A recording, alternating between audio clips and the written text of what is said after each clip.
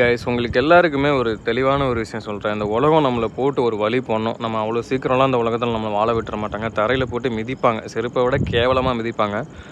நான் இன்ஸ்டாவில் ரீல்ஸில் ஒரு நியூஸ் கேள்விப்பட்டேன். என்னென்னா, தென்காசியில் ஒரு பொண்ணு சூசைட் பண்ணிக்கிச்சு.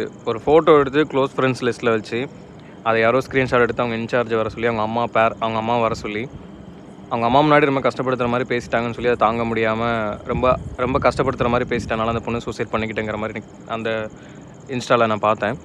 எனக்கு கஷ்டமாக இருக்குது, பேசவே முடியல. எந்த ஒரு நியூஸ் சேனலுமே அதை கவர் பண்ணலை.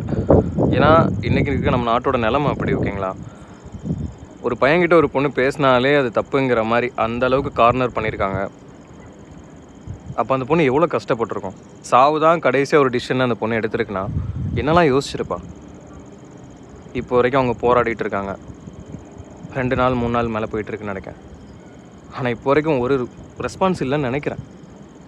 இதிலேருந்து ஒன்று தெரிஞ்சுக்கோங்க, உங்கள் மேலே தப்பு இல்லைன்னா அதை நீங்கள் கான்ஃபிடெண்ட்டாக அடித்து சொல்லலாம். யாருக்காகவும் பயந்து சாகணுங்கிற முடிவு யாருமே எடுக்கக்கூடாது.